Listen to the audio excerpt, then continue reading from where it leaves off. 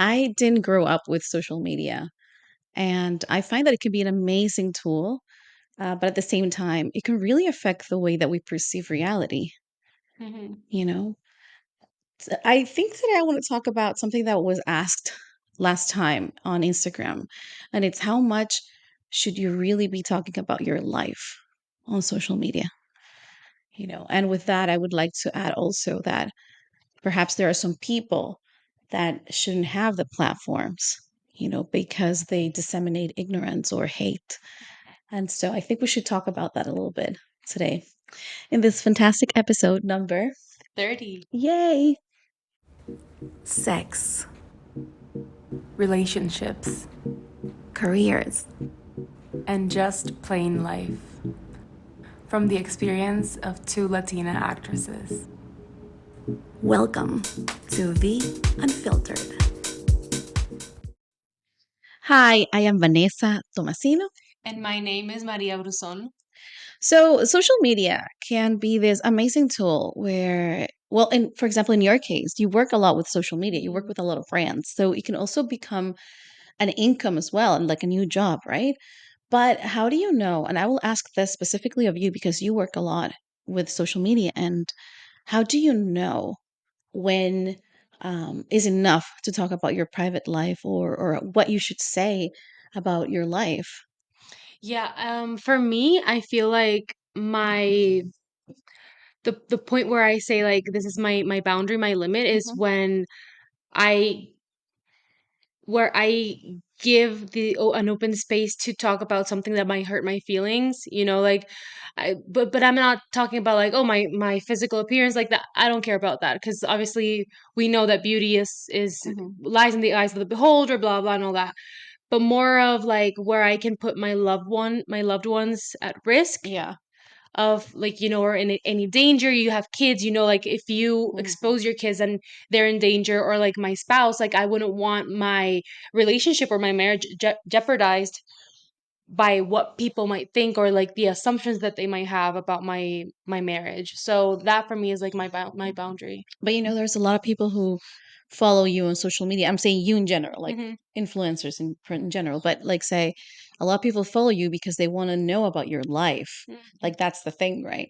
So it's not just about selling products or what do you buy, what do you wear. Yeah, it's like the bond that you create with like certain creators and influencers Yeah. and So celebrities. so what do you do? Like, what do you do to make sure that you can, for example, mention that you're married and show them who your spouse is, but also protecting him?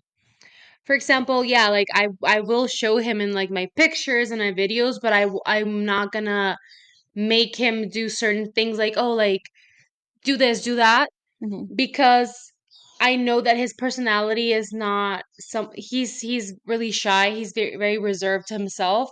So I wouldn't want to expose him in a way that people might assume that, oh, he doesn't love me, or like why is he so serious? He like that's a red flag. So for me it's like, yeah, you can people can know who I'm married to, and they can know like that we have like that I like speaking for myself, like just like from my point of view, like we have a happy marriage and whatever, but I'm not gonna show like the intimacy of my life, like how we divide chores, like show him doing this or that. You know what I mean? Yeah.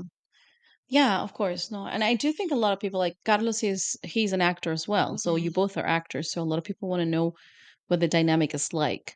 But you're right. I think there you have to set a limit as to what you can share and maybe day-to-day tasks and it's not necessarily something that is not beneficial to the viewer, but also I don't think it's something you need to share, but Yeah, I feel like it's not my responsibility to share it. Like mhm. I'm not gonna I can share like some general tips or like general things about like, oh, how's married life? Like, oh, it's great Yeah. because this and this and this, but I'm gonna talk about more generalized topics, not like really detailed things about Hmm. our life. Yeah. I have kids, Hmm. and this is something I struggle a lot with because, believe it or not, there are people who assume that because I don't have pictures with my kids, that I don't love them. Hmm. And that has been really hard to kind of navigate because even like my family, like my relatives, sometimes they'll be like, "Oh, I guess you spend more time with your colleagues and your friends than with your children." And I would always ask, like, "Why do you think that?" And they usually say, well, I'm watching all your stories and you're all at all these parties and events and the children are not there.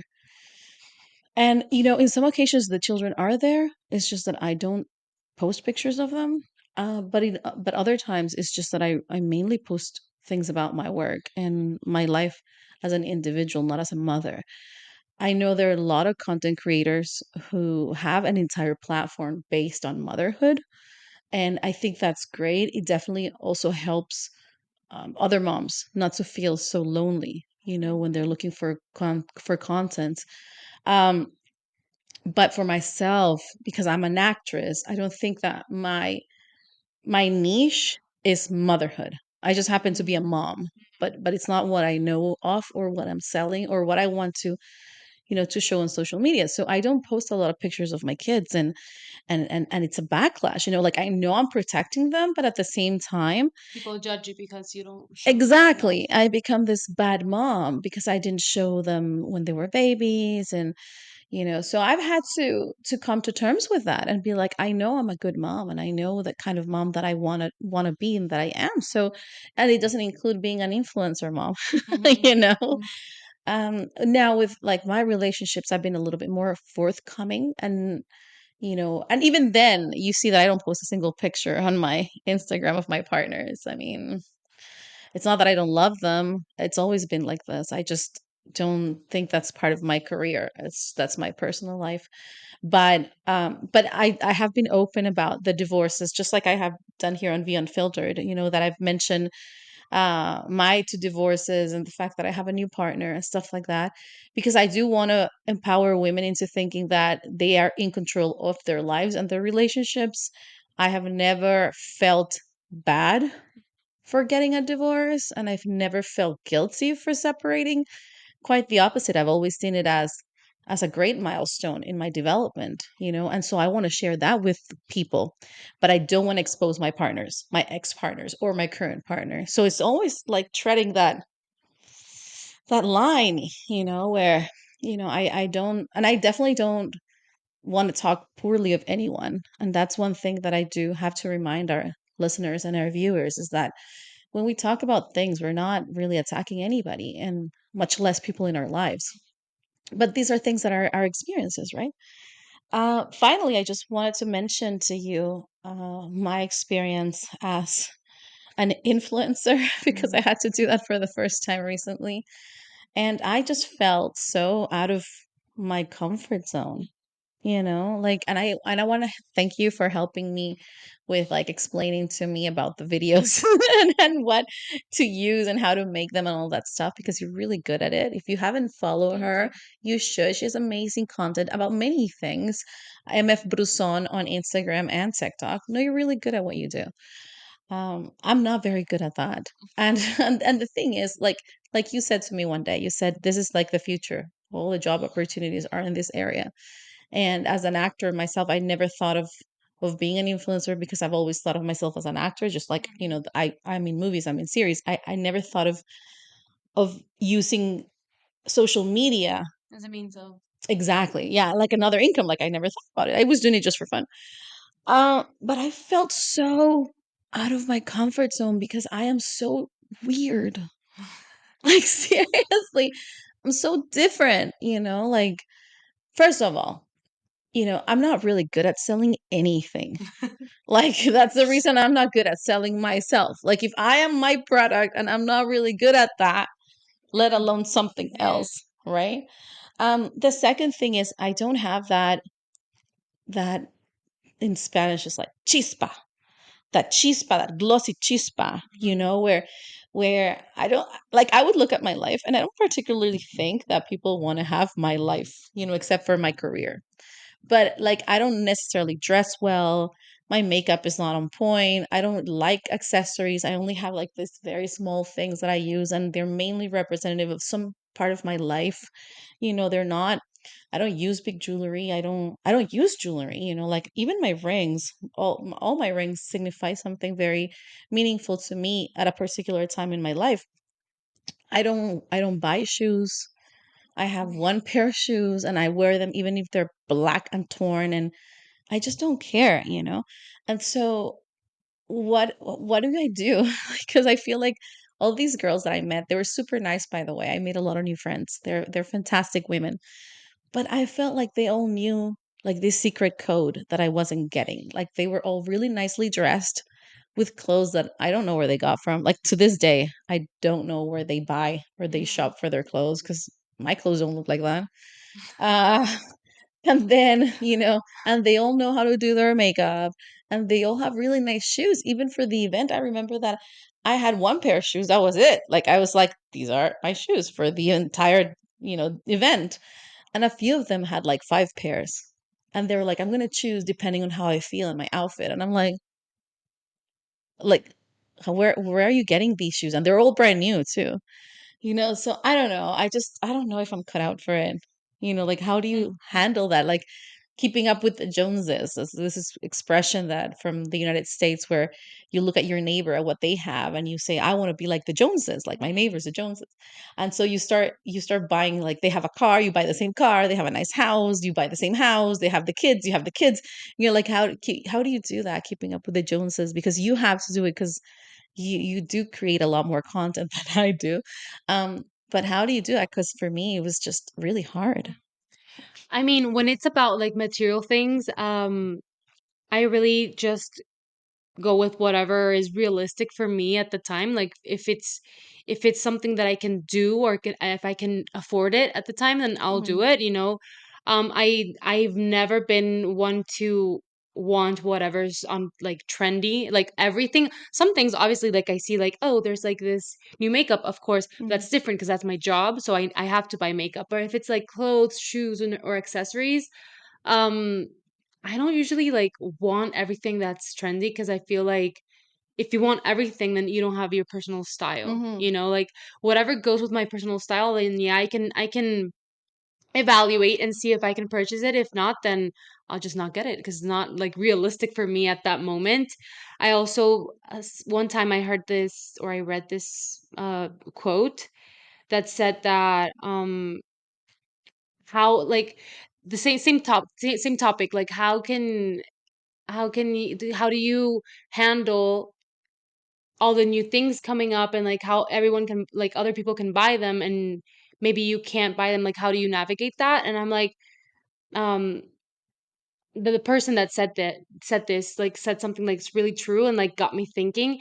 And he or she said that you don't know about that person's finances. You don't know these people, how they are with debt, if they have credit cards, if they have, properties. Cause like some people would rather buy the down payment for a house or an apartment than like buy all these like the new shoes, the new watches, new jewelry, new clothes, new bags, whatever.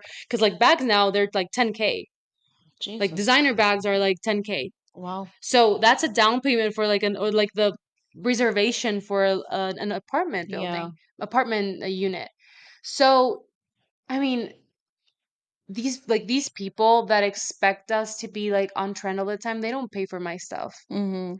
So like they don't pay for, my debt, my credit cards, my everything. So Yeah. for me, it's just what it feels natural to me. Yeah. Hmm. No, and I think you also have style. Like I do think that some people have that thing. I've never had that. Like I remember. You do have personal style. No, I Yeah, don't you know. do. I think what I do is that I'm just me, but I don't think it's even trendy. Like I don't. It doesn't have to be though. Like it's just your personal style. It's just how you But is like. it a style though? Like for Yeah, it example, is. like my clothes are from like 2005. And it's funny because 2005 is coming back. So it's ridiculous because good thing I didn't throw them away and I'm still using it because now the younger people are like, "Oh, I love your shirt. It's so in." And I'm like, "Huh, if you knew I've had this for over 20 years. I don't think I have a style. I do what's best for my body. I'm a chesty girl. There's some clothes I can't wear. Um finding jeans is a nightmare. So I will usually have the same jeans I had since 2005 because that's the other thing. I hate shopping. And so that's a huge problem for me. With this thing that we had to do with a brand, they sent us shopping. And all the girls were like, "Yay, they had a vision." They knew what they wanted. They had a vision. I walked into the store. I was confused. You should have seen my face. I was confused. I'm like, what am I supposed to do for the next hour? Like, I don't know.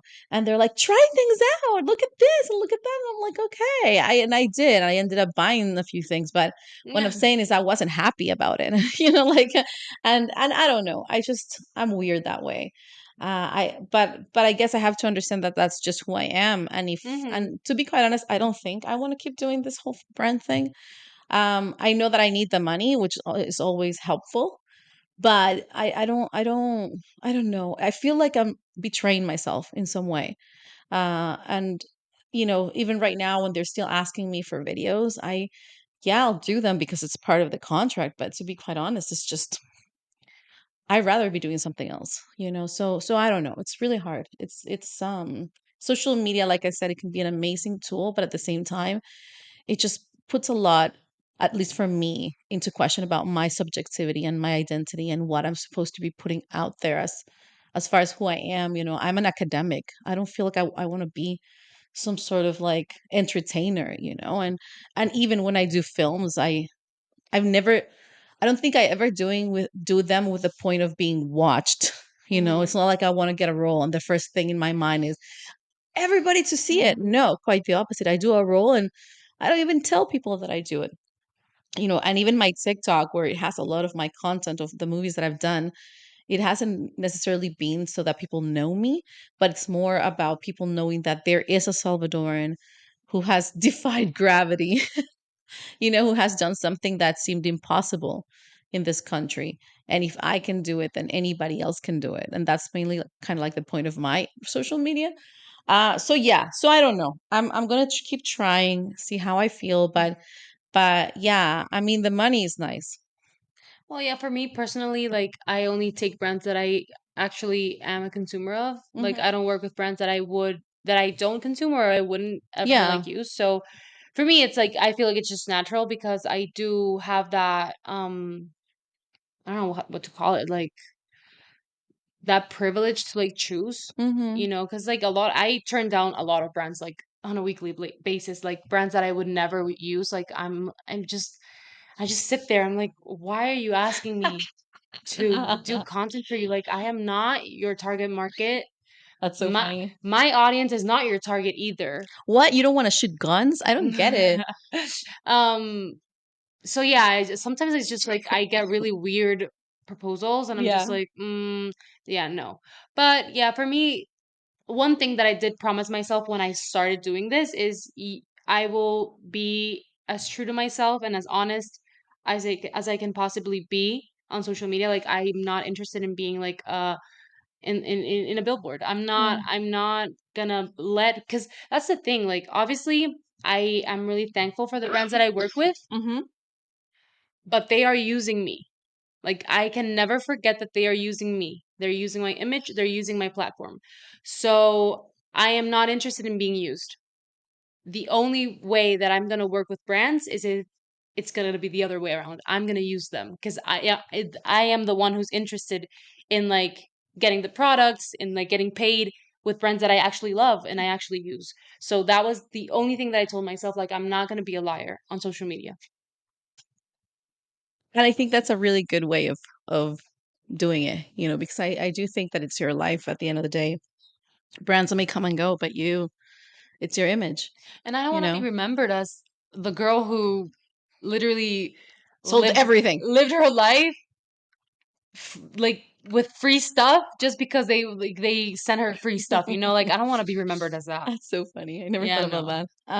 Because like that's how people talk about other content creators and Oh yeah. influencers. Yeah, like, oh, she's doing this just because, oh, she's traveling just because she gets the free tickets, or like she has it because they give it to her for free. I don't want to be remembered as that because I work too hard Yeah. to be the freebies girl, you know? I never thought about that. Yeah. That's cute. No, no, no.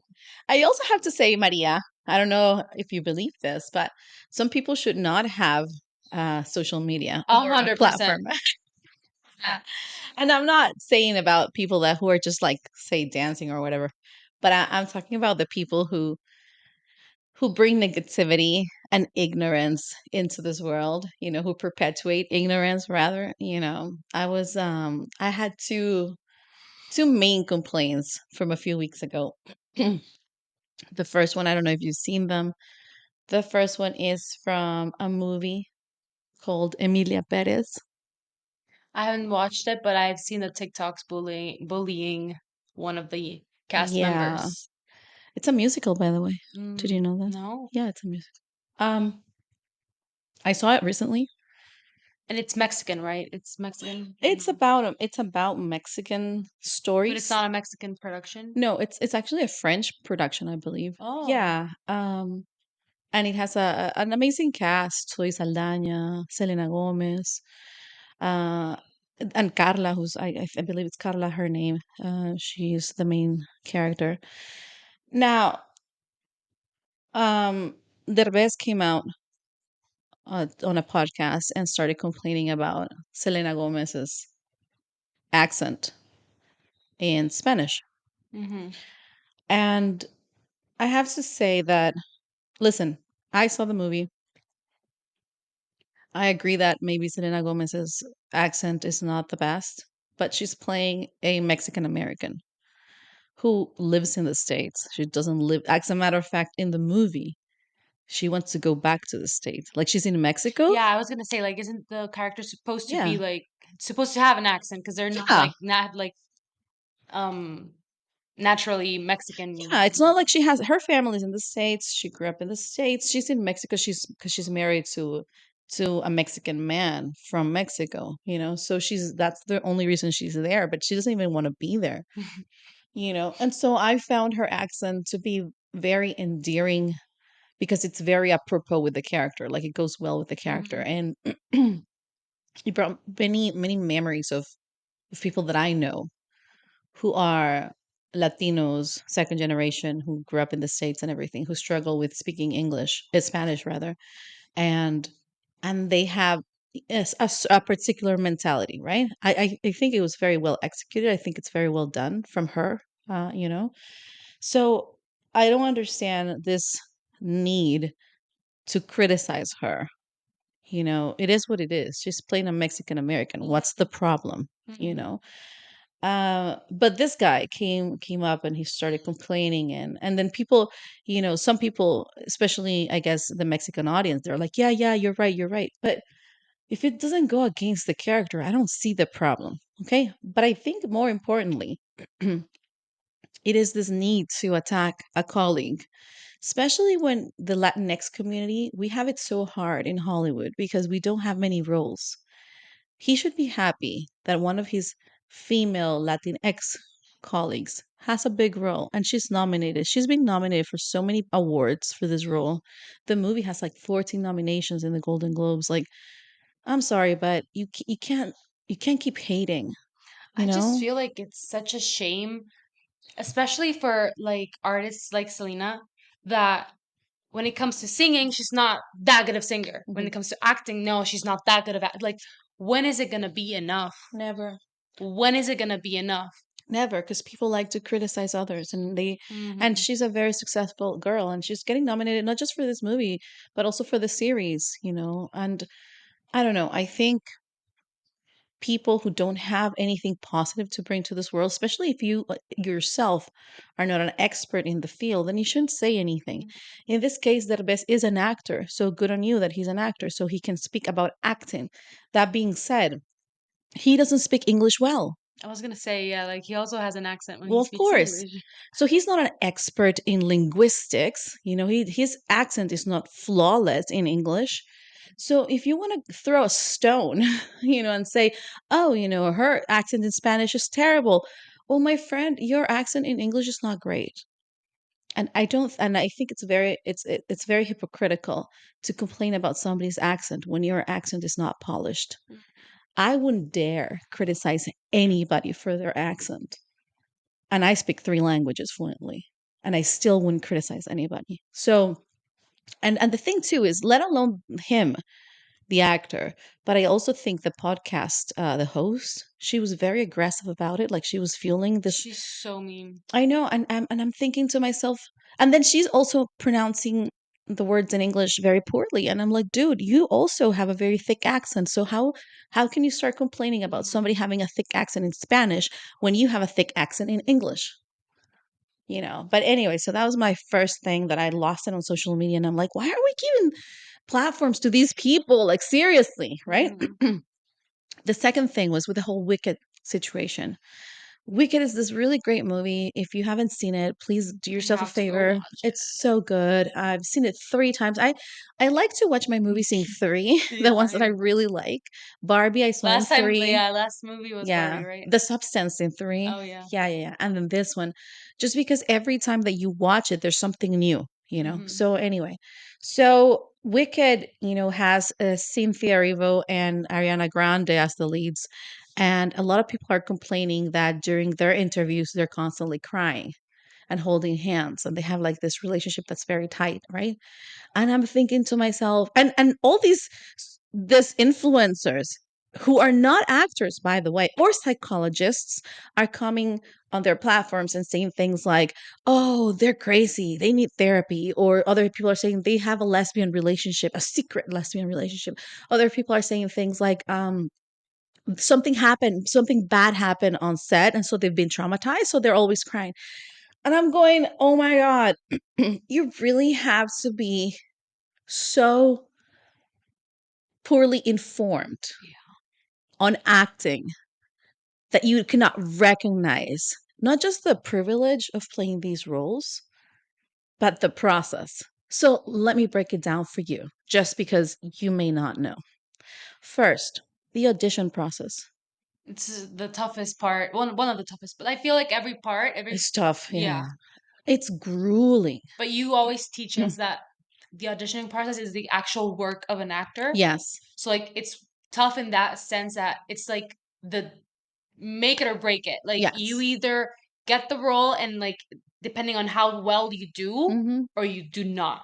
Yes. One the being in like on set is a privilege basically. That's what you always like teach us. Absolutely. Being Mhm. on set is a privilege, and fighting for your place in a movie is it's one of the greatest honors, especially when you book it and you realize how hard you work to be there. Mhm.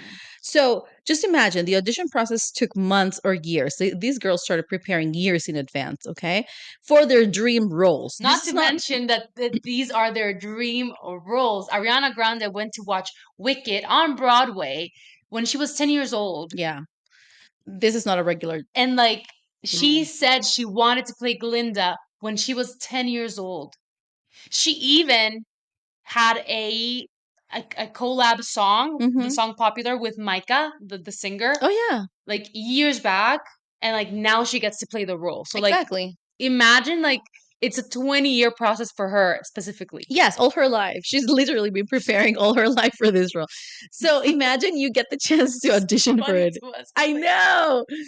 I know. And so she's been preparing all her life for this role. Yeah. Okay. So she starts the process and she has to sing, she has to dance, she has to act. She got her coaches, like months, stunts, stunts, months stunts. and months of work for both of them. Right. And then the audition process ends, and there are only two outcomes. You don't book the role, or you book the role. Well, guess what happens when you don't book the role? You cry because you're like, I was so close. I could taste it. Like, it's my dream job, and I worked so hard, and I did all this. I went through all these filters, blah, blah, blah, right? But also, the other outcome is you book the role. And you also And you cry. also cry because you're like, my life is about to change. I'm going to play the role of my dreams, blah, blah, blah, blah. Okay, so we're into stage one and we're already crying. Mhm. Okay, it's already like devastating in a good way, but also devastating in a very emotional, unsettling way. Okay, so that's just step one. I feel like the crying in step Mm. one is more like I'm exhausted in a Yes. good way, but I'm exhausted. I feel like the crying in stage two, it's more about like the routine and like the nostalgia when that ends, and which you're gonna get into right now. Yes. So stage two. So we go to set, right? And then you look at all these sets that have been built for you because you're playing the lead character. Right? And they built She's University, right? Like they have corridors and they have rooms and classes, and there's real water around She's University. Like it's a real place for you where you know you're going to be singing and dancing. It's crazy. And then you spend 2 years at this location and other locations they've also built for you. You spend 2 years singing and dancing and hugging these people. For example, there are some scenes that maybe they're In the movie, they're what, 4 minutes, whatever. It took them 3 days to film. So these sequences are long and they're exhausting, and they're very vulnerable and intimate, right? And so you spend every day, every single day for 2 years, walking into the same place, seeing the same people. They become your Crew family, the members, crew members, because it's not just the cast. Like we keep, well, I people that don't give keep. you the food, costume, makeup, Exactly. everyone for These 2 years. these influencers, because they've never been to set, they don't understand the people behind the work, the teamsters that are driving you from set to your trailer, And back. crafty, wardrobe, makeup. These people become like this with you, okay? And these are people that you didn't know before, and now they become your family Mhm. members for like 2 years. And then you have these amazing experience, and then they say it's the last day of filming, and you're like, what? This is it? And you're never, listen to this, you're never going to see these people again. I just got goosebumps. I know. Sometimes you'll see them in other sets, but they won't be together like this ever again. You It's know? crazy. And so there has to be this mourning of this life that you have to leave behind, knowing that these people that you now bonded with for 2 years, they are going to move on and you're going to move on. And even if you had a reunion, they will never be able to recreate that energy that they had on set, Mhm. because the set won't exist anymore. Those sets are going to get torn down as well. It's like, I'm sorry, but if you are not crying at this point, you You're are you're you're not human. you're not human. You're dead. You don't feel anything, okay? So stage 1, we cry because of the audition process that is so grueling. Stage 2, we cry because of filming is so intense, but also you create a bond with all these people, the cast members and the crew members that become your family, and you know that once it's over, right? And then part 3. Okay, well, you can't speak about part 2 for the longest time because you have signed an NDA, a non-disclosure agreement, that you can't talk to anybody about Mhm. this experience. Then you go to stage 3 when the movie comes out. You go to the premiere, whatever, you know. You see your cast members. You won't see crew, because crew sometimes Yeah, either are they not invited or they're already working in in other some, movies, yeah, so they're not going to be there. they're Okay, constantly they're working. constantly working. And so you show up and you see your fellow cast members, the ones that are invited, and you hug them because you haven't seen them forever because everyone's been working on different projects. Okay. So it's like seeing your family again. It's like, oh my God, hi, you're crying, obviously. Then you sit and you're about to watch the movie and you're thinking to yourself, I don't know how this is going to turn out, because I remember I have memories, snippets of what I lived, which Mhm. is like your version of you dancing and singing, but you don't know how it looks. You And didn't you don't know have how it's been edited. you don't know how Yeah, it's been edited. You don't have special effects. You didn't have the music in the background. You didn't have anything, right? Like nothing. It's just bits of your vague memory of what you did 2 years ago, right? yeah. Mind you, you're gonna watch a version of yourselves that is not you anymore because that was 2 years ago. Exactly. So you're not there anymore. Oh, and I forgot to mention that when you're filming, you're bonding with these people, but you're also going through life, and you're going through that life with them. So in the case of a few, Divorces, breakups, exactly, everything. Yeah. breakups and divorces and relationships, that you get to live with these people. Okay. Anyway, going back to the movie. So the movie's about to begin. You really have no idea how it's going to look, but you have hope that it's not going to be too bad. And then you watch the movie and you realize it's amazing. And you cannot believe that's you. And you think, I remember dancing, but it didn't look like this. Like, I remember singing, but it didn't sound like this. Everything that you thought was good or okay, then you look at it in the movie and it's perfect. And it's beyond perfect. It's magical. And then you see people crying around you. You can't help but cry because you're also seeing a version of yourself that is part of a story. It's not just you and your memory, with your lens, but instead now you're part of a story. It's mind blowing. If you're not crying at this point again, it's like you're not there, Yes.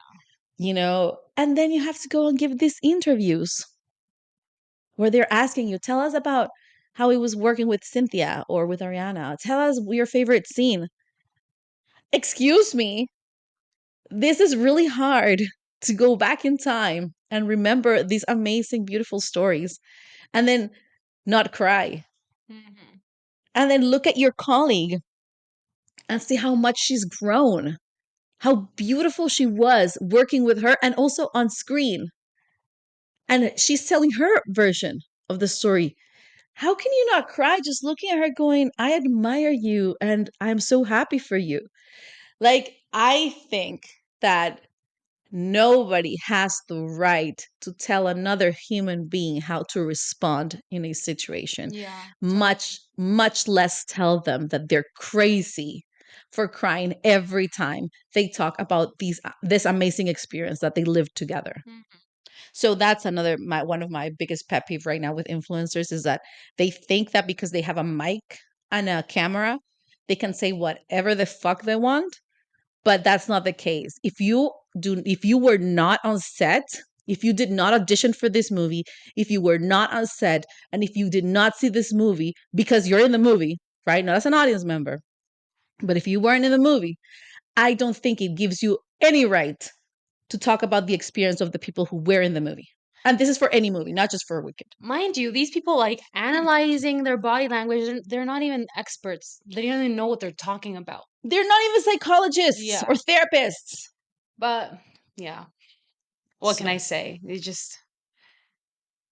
We just move on without their opinion because it doesn't really matter, you know. that's the funny thing. Hmm. At the end of the day, Cynthia, Ariana are fantastic. They're going to win many awards. They're going to shut you up, and you're going to be in your very sad life recording videos for fans and numbers and statistics, while they actually live their life.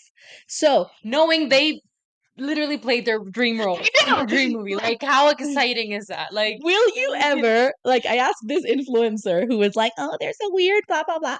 I will ask you, little girl, woman, whatever you are, will you ever get the chance to do your dream job or the dream role the way they did? No, no. ever. So maybe it's time to be a little bit more, humble and not attack people because of your own assumptions and your own lack of opportunities and insecurities because it's clear that if you're complaining about their response, that's something that's on you. Like that's an insecurity that you have. It has nothing to do with these girls. And I tell them they can cry all they want. I cherish that they are alive and they can feel something, and that they had this amazing experience because I, as an actor, would have loved to play the role of my dreams and work with a colleague that I admire and respect. Like that would be amazing. Ditto. Yes. So if you have any questions for us or comments, or you also want to complain about these horrible influencers who are not psychologists or actors, you can message us on Instagram and TikTok, Maria. You can find me on Instagram and TikTok as MF Bruson. And you can find me as Vanessa Tomasino, one N, one S. Wonderful.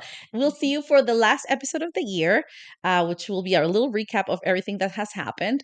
And then 2025. That's crazy. But yeah, we'll see you in the next See one. you then.